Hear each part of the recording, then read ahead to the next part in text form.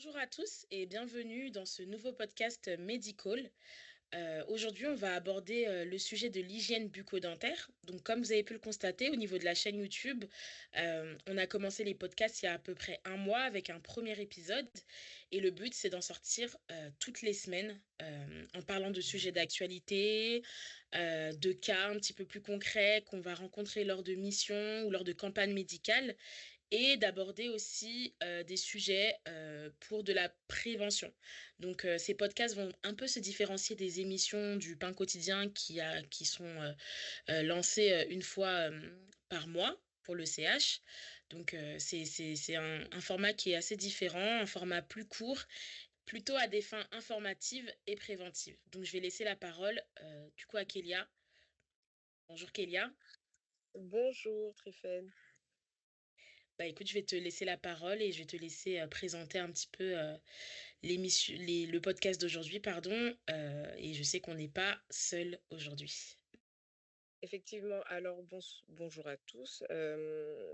Avec ce nouveau format, on avait comme idée de faire un podcast sur l'hygiène bucco-dentaire. Donc aujourd'hui, nous sommes avec Docteur Joseph. Peux-tu te présenter en quelques mots? Bonsoir, je suis le docteur Bissok Joseph. Je suis médecin bucco-dentaire au Cameroun, sorti en 2023 et depuis lors, j'exerce à mon compte dans des structures sanitaires au Cameroun. Eh ben, merci déjà de nous avoir fait l'honneur de pouvoir répondre à nos questions aujourd'hui et qui vont pouvoir aider pas mal de personnes sur notamment des idées reçues. Alors, peux-tu nous définir ce qu'est l'hygiène bucco-dentaire? L'hygiène bucco-dentaire peut se définir comme un ensemble de gestes que l'on doit poser au quotidien pour maintenir une bonne santé bucco-dentaire. Et en quoi cela va consister? Alors, l'hygiène bucco-dentaire, selon l'Union française de la santé bucco-dentaire, consiste en un ensemble de 5 règles. La première concerne, qui est la plus importante, concerne le brossage, c'est-à-dire le fait pour les poils de la brosse à dents d'enlever la nourriture sur la surface des dents. La seconde, c'est d'accompagner ce brossage, ou plutôt de le compléter avec l'usage d'un dentifrice contenant du fluor. La troisième règle est celle de l'utilisation du fil dentaire pour enlever déjà tout ce qui peut avoir comme débris alimentaire entre les dents, et l'usage se fait chaque soir et même au cours des repas. La quatrième, c'est de visiter un dentiste au moins une fois par an, permettant de faire un détartrage et de regarder s'il y a des problèmes dentaires qui commencent, ou si les soins qui auraient pu être faits préalablement sont encore en bon état. Et la dernière, et non des moindres, est celle de l'alimentation. Donc, il faut faire attention à la prise d'aliments sucrés principalement, qui, lorsqu'ils sont laissés en bouche pendant longtemps, seront les causes de nombreux problèmes bucco-dentaires. Ah, ok, d'accord. Du coup, est-ce que tu pourrais me dire, entre la brosse à dents classique et la brosse à dents électrique, quelle est celle que tu recommanderais? Et pourquoi d'ailleurs? Bon, déjà, il faut dire que les deux brosses permettent d'avoir une bonne hygiène bucco-dentaire. Maintenant, la brosse qu'on préconiserait le plus, c'est celle qui est électrique, à cause du mouvement qui est fait, un petit mouvement de rotation qui est meilleur que celui fait classiquement ou recommandé lors de l'usage de la brosse à dents manuelle, qui est une technique de brossage vertical. Mais que ce soit avec une brosse à dents électrique ou une brosse à dents manuelle, on peut faire son hygiène et maintenir une bonne hygiène. La brosse à dents électrique procure également des facilités, notamment Mhm. chez certaines personnes à mobilité réduite, Ça permet également chez eux de faire les gestes de façon automatique. OK, donc le souci va se poser en termes de moyens pour, une brosse à dents classique et une brosse à dents électrique, c'est ça? En fonction des moyens de chacun? Oui, il y a une différence de moyens. Il est clair que la brosse à dents électrique coûte plus cher. Donc, les deux se valent, mais la brosse à dents électrique a des composants en plus. Notamment, je parlais que c'est recommandé chez des personnes qui ont des mobilités réduites pour pouvoir faire leur hygiène de façon un peu plus autonome, automatique. D'accord. Et j'ai une autre question. J'ai eu à me brosser les dents, avec du bicarbonate de soude et du citron bien souvent. Quel serait plutôt ton avis médical là-dessus? D'emblée, je vais dire que ce sont des gestes ou des habitudes à ne pas avoir. Parce Ah bon? que, oui, oui, parce que comme complément au brossage, à l'usage de la brosse à dents, je parlais tantôt plus haut de la pâte dentifrice. Tout ce qui est comme citron, ça a des acides à l'intérieur qui vont participer à la déminéralisation des dents. Et tout D'accord. ce qui est poudre, notamment le bicarbonate, lui, avec la grosse granulométrie, le fait qu'il soit constitué de gros grains, ça va aller provoquer des pertes de substances au niveau des dents et des gencives également. Donc, c'est pas bon. Juste du dentifrice, ça ira. Mais du coup, ça ne participe pas au blanchiment de la dent? Si ça participe au blanchiment de la dent et c'est bien souvent pourquoi les patients expliquent l'usage, c'est bien souvent l'usage que les patients, on va dire quoi, l'objectif qu'ils veulent atteindre en fait, c'est Oui. d'avoir les dents blanches. Voilà, par là, c'est d'avoir les dents blanches. Mais ça nécessite une consultation. La couleur des dents, faudrait consulter en fait pour qu'on sache déjà ce qu'il y a lieu de faire sur le plan médical et sans danger par rapport à l'usage comme ça incontrôlé du bicarbonate et du citron. D'accord, donc c'est une idée reçue que de se dire que le bicarbonate, nettoie correctement la dent et qu'il blanchirait la dent sur le long terme, c'est bien ça? Le bicarbonate permet à court terme de donner un aspect éclatant à la dent, mais à long terme va causer des soucis. OK. Et est-ce que du coup, comme, c'est quand même, quelque chose que beaucoup de personnes doivent avoir comme pratique, est-ce que tu as d'autres idées reçues, enfin d'autres idées reçues qu'on devrait, justement déconstruire par rapport à certaines pratiques bucco-dentaires? Par exemple, l'usage du Oui, charbon, l'usage, du bâton, tu dirais quoi là-dessus, en tant que voilà. professionnel? Déjà, dans notre contexte ici en Afrique, des cultures, notamment au Cameroun, ici, on a des cultures du Nord où les gens se brossent avec des bâtons. Des bâtons. Ce qu'il faut savoir, c'est que on ne va pas.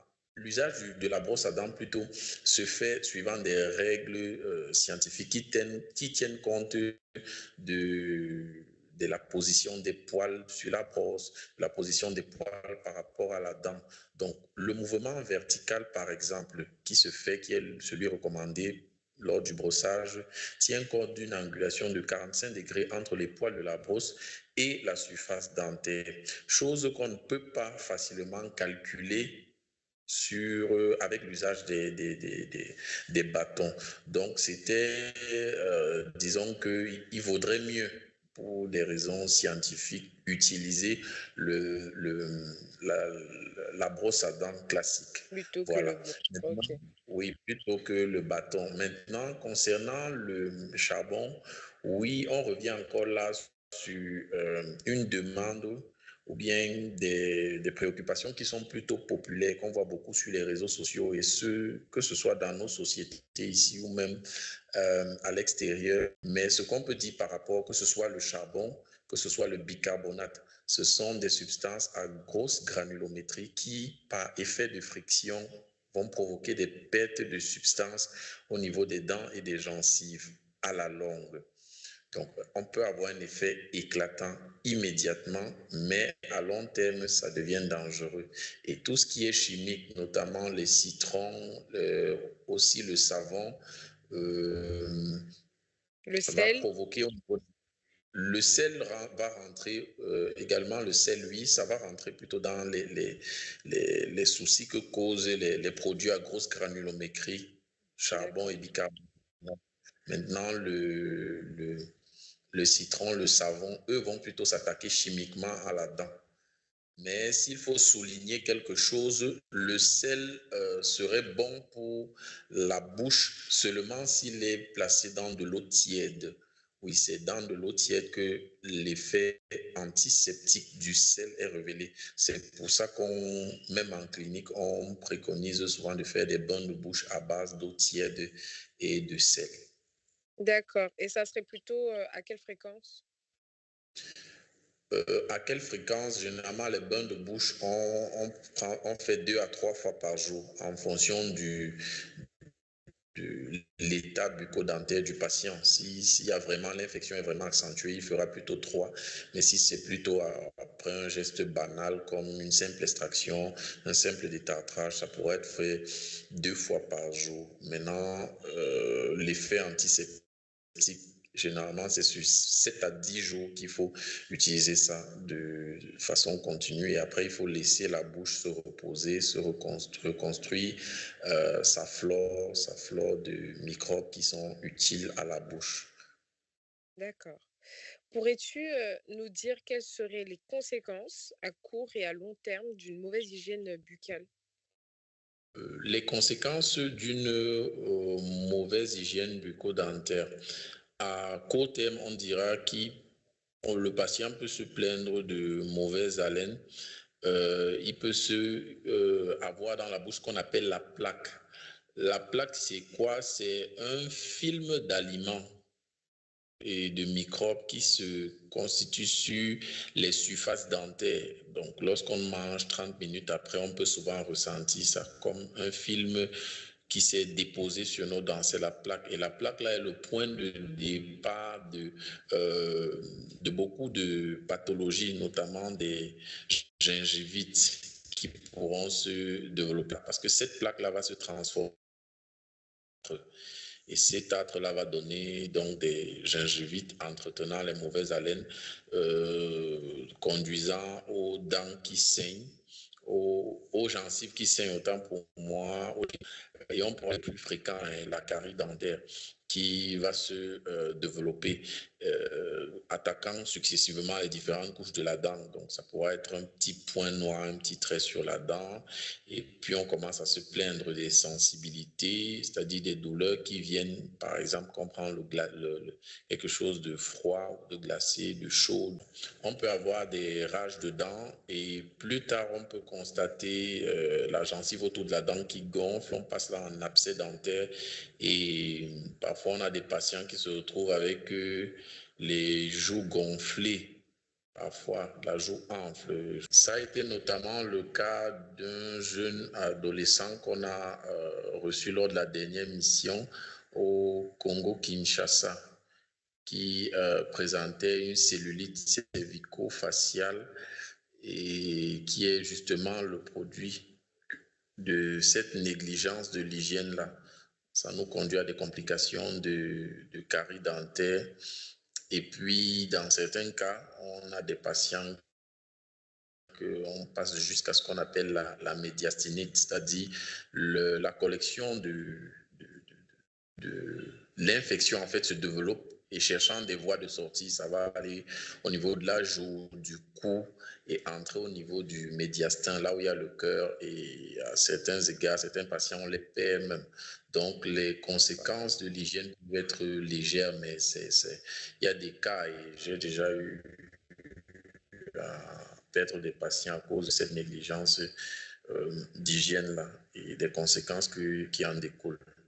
Donc, si je comprends bien, une mauvaise hygiène bucco-dentaire peut avoir des conséquences dramatiques et une personne peut en perdre la vie? Effectivement, effectivement. Waouh! Et si tu as une recommandation en particulier à préconiser, quelle serait-elle? Notamment, dans nos pays, d'Afrique, parce qu'on n'a pas non plus, les mêmes moyens, pour, son hygiène dentaire en Europe qu'en Afrique. Donc, est-ce que tu pourrais, avoir une recommandation en particulier à donner? Oui, la recommandation à donner, c'est d'insister sur la prévention. Parce que la prévention, c'est, disons, ça permet déjà de prévenir la pathologie. On constate en consultation que beaucoup de patients ne savent pas. Et moi-même, dans ma pratique, j'ai eu à prendre en charge des patients qui viennent de l'étranger, de l'Europe, qui se font soigner énormément de dents, mais à qui on n'a pas pris le temps d'expliquer pourquoi il y a la pathologie et comment éviter la pathologie. C'est pas normal d'avoir des patients qui viennent en cabinet et se vantant même d'être habitués à à se faire extraire les dents. Donc, il y a un problème. Il faudrait qu'ils soient éduqués, enseignés à déjà comment éviter ça, pourquoi il a ça, comment ça arrive et pour que voilà, on ne puisse pas justement aller jusqu'aux conséquences grammatiques qu'on décrivait tout à l'heure. Donc, il faut vulgariser par tous les moyens comme ce podcast déjà et voilà, partout où on pourra avoir accès, on pourra vulgariser les pratiques et ça aiderait vraiment énormément de personnes. Notamment dans les familles, au sein des familles, dans les hôpitaux ou, dans les écoles?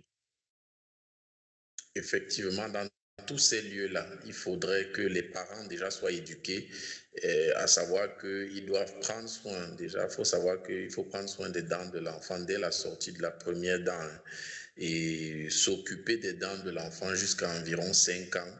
Et puis superviser de 5 ans à 7 ans, 8 ans son brossage ou son hygiène de façon à lui donner une bonne hygiène. Et là, il pourra mieux transmettre aussi ça disons, à la génération suivante. Donc, même au niveau des écoles et tous les enseignants qui peuvent répéter ces gestes-là aux enfants, ce serait vraiment important. D'accord. Eh ben, un grand merci, docteur Joseph. À bientôt. À bientôt.